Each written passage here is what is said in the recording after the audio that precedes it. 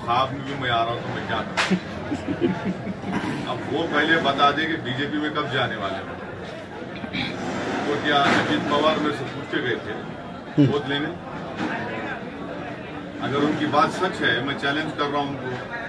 अजीत पवार मेरे से पूछ के गए थे क्या फडणवीस को तू बन जा मैं बन जाऊँ? तो दोनों जो शादी कर लिए थे थोड़े दिन के लिए, एक दिन के लिए, कुछ घंटे के लिए, मैरिज ऑफ कन्वीनियंस भी नहीं था वो। मेरे से पूछ के गए थे दोनों। ऐसा हो गया माहौल कि अगर मैं आ रहा हूं बोले तो इनको रात में नींद खराब हो जाती है। तो वो करते बोलते अरे तुम सरकार में है, आप क्या कर रहे? आप सरकार में आप अपनी जिम्मेदारी निभाओ ना। संजय राउत जब राज ठाकरे की आलोचना करते हैं, उनका कहना है कि राज ठाकरे ये हिंदू ओबीसी है। इस बात को आप किस तरह से देखते हैं? अब देखिए ना, मेरे बाप का नाम ओवैसी है, अब्बा का नाम ओवैसी है। अब संजय राउत ऐसा क्यों बोल रहे मेरे को नहीं मालूम। उनको नहीं बोलना चाहिए, उनको ऐसा नहीं बोलना चाहिए सर। ऐसा नहीं बोलना चाहिए सर ऐसा है ना, संजय राउत तो उस घराने से ताल्लुक है उनका, वो जिम्मेदार आदमी है। अब संजय राउत अगर अपने लीडर के घर का फ्रस्ट्रेशन मेरे पे क्यों निकाल? मेरे को उससे क्या करना है? वो भाई भाई का झगड़ा है ना, तुम बिठा के मिला दो उन लोगों को।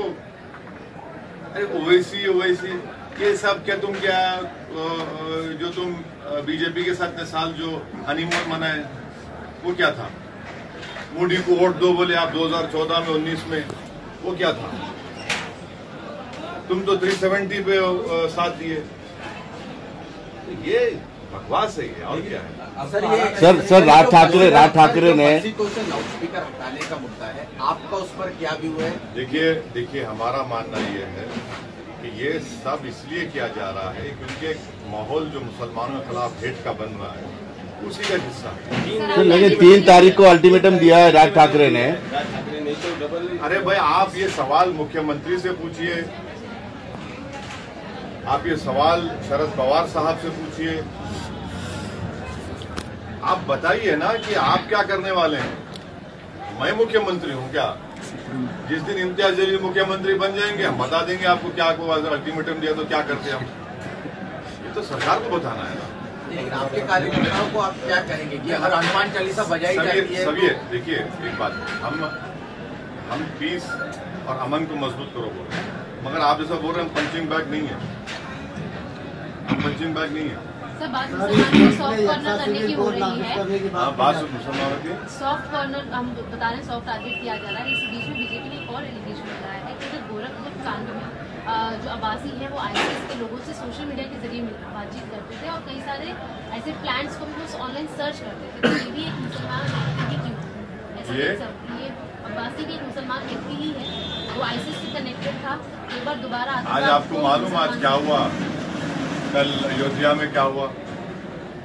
मुसलमानों की नमाज की टोपी पहनकर मुसलमानों की ही मस्जिद में ले जाकर सुअर का गोश्त फेंके और पकड़े गए। कौन था वो? बजरंग दल के ऑर्गेनाइजेशन से था। कौन थे भाई ये लोग? जहां तक सवाल टेररिज्म का है तो फिर ये इखलाक को, पीरू खान को, अकबर को मारने वाले कौन है भाई? और तीसरी बात यह है कि आप पूरी तहकीकात करिए। हम तो हर किस्म के वायलेंस को, टेररिज्म को कंडेम करते हैं।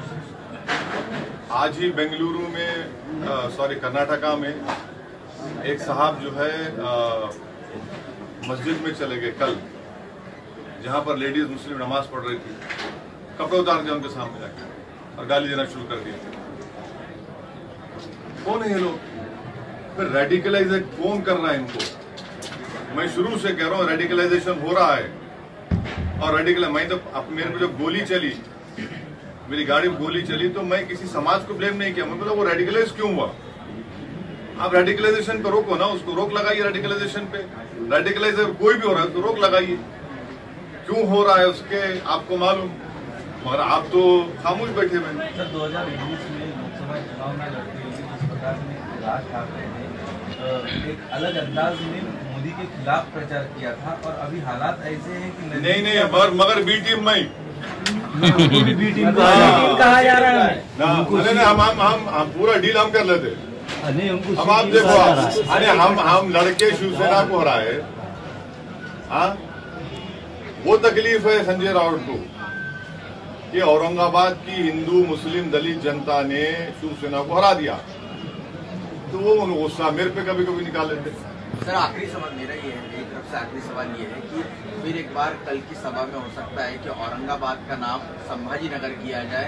इस मांग को आगे बढ़ाते हुए सरकार पर दबाव बनाएंगे। सर आपकी और सर की दोनों की प्रतिक्रिया चाहिए। बोलते यार क्या तुम इम्पोर्टेंस दे रहे थे लोगों को, आप लोग खामा का धूप में।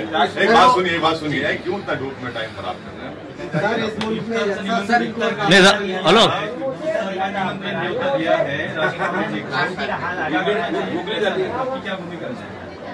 अब वो दावत दे चुके हैं, वो दावत मेजबान आप है, पूछिए मेजबान से।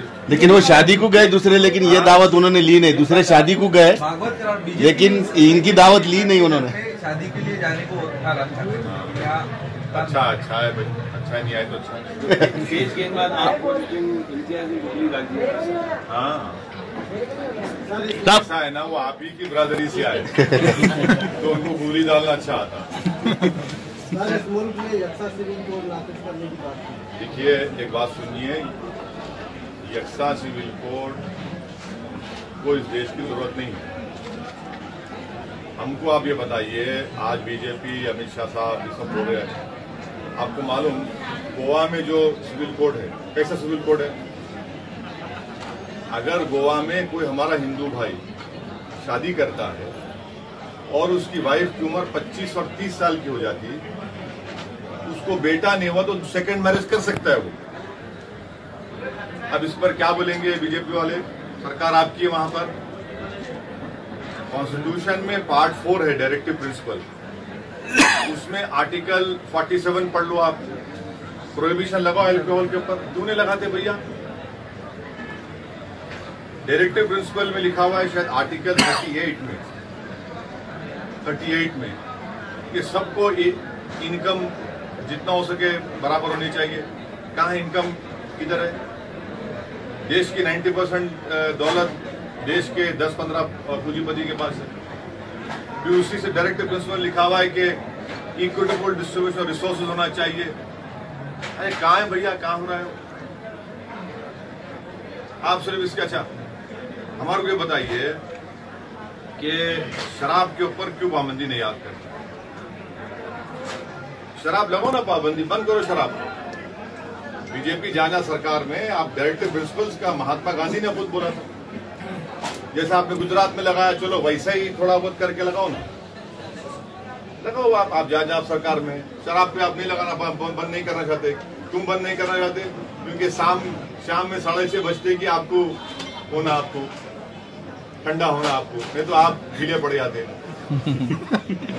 लगाओ ना, आप लगाओ वो। तो मैं तो उसको गंदी चीज बोलता हूँ। पूरी बुराइयों की जड़ शराब है, जिसकी वजह से भारत में हर साल मेरे ख्याल से 2 या 3 लाख लोग मरते एक्सीडेंट में, आधे ज्यादा तो शराब पी के टक्कर मारते।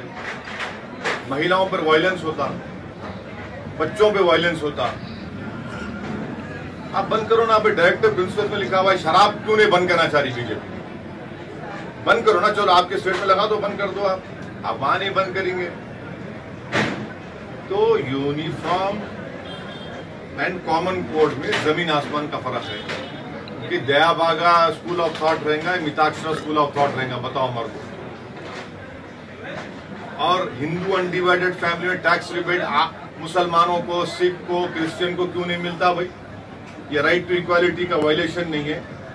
और मेघालय, मिजोरम, नागालैंड में हमने कॉन्स्टिट्यूशन में उनके कल्चर को प्रोटेक्शन करने का वादा किया कॉन्स्टिट्यूशन में, आप उसको निकाल देंगे? हाँ, और मेरा जो कल्चर है मुस्लिम, वो आर्टिकल 26 का प्रोटेक्शन है मेरे को। इकोनॉमी बढ़ गई, कोयला निकालने के लिए आपको पैसेंजर ट्रेन को कैंसिल करना पड़ रहा, आपको अनएम्प्लॉयमेंट बढ़ रहा, महंगाई बढ़ रही, पर आपको फिक्र है यूनिफॉर्म सिविल कोड की। हम इसके खिलाफ